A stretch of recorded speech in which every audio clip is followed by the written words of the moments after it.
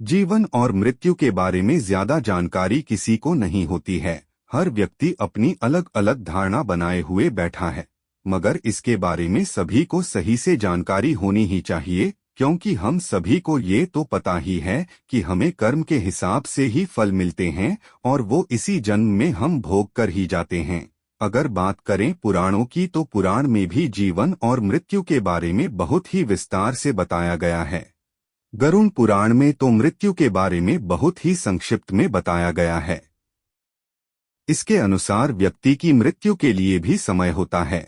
जिस तरह से हर काम को करने के लिए कोई निश्चित समय होता है और व्यक्ति को कब क्या करना है ये सब पहले से ही लिखा होता है, बस ठीक ऐसे ही मृत्यु का भी एक निश्चित समय होता है।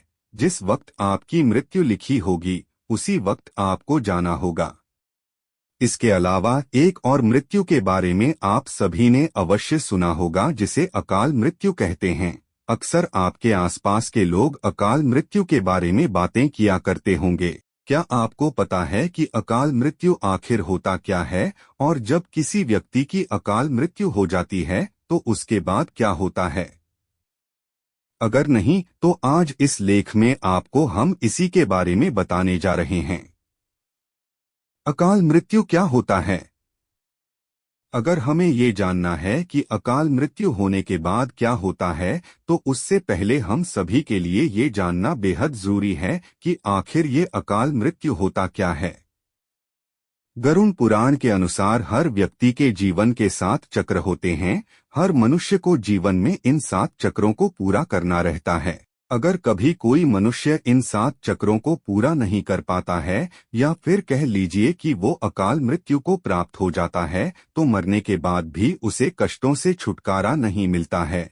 मनुष्य को मरने के बाद भी ढेर सारे कष्टों को झेलना पड़ता है। गरुड़ पुराण में अकाल मृत्यु के बारे में भी बताया गया है। इस पुराण के अनुसार अगर कोई व्यक्ति किसी दुर्घटना में, जल में डूबने से या सांप के काटने से या फिर किसी रोग के कारण या फिर गले में फांसी का फंदा लगने से या फिर भूख से पीड़ित होकर या फिर किसी हिंसक प्राणी के द्वारा मारा जाता है, तो ऐसा ही व्यक्ति अकाल मृत्यु को प्राप्त हो जाता है।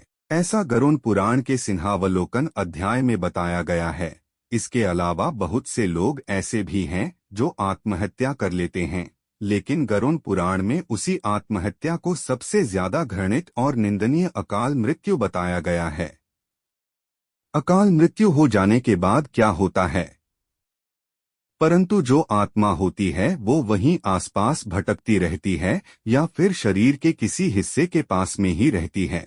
इसके साथ ही आत्मा की जो भी इच्छाएं होती हैं वो भी बनी रहती हैं, लेकिन जैसा कि हम जान ही चुके हैं कि आत्मा के पास शरीर तो होता नहीं है, तो वो उन इच्छाओं को पूरा नहीं कर पाती है। ऐसे में ये आत्माएं अपनी इच्छाओं को पूरा करने के लिए अपने आसपास के व्यक्तियों को कष्ट देना शुरू कर देती हैं। ऐसा माना जाता है कि इन आत्मा के जो पितृ होते हैं वो इसलिए असंतुष्ट होते हैं क्योंकि उनकी मुक्ति के लिए कोई भी प्रयास लोगों के द्वारा नहीं किए जा रहे होते हैं और लोग अपना जीवन अच्छे से व्यतीत कर रहे होते हैं। यही कारण है कि अकाल मृत्यु हो जाने के बाद जो अतृप्त आत्मा होती है वो अपने कार्यों को पूरा करने के प्रयास में दूसरे लोगों के शरीर में अपना ठिकाना बना लेती है।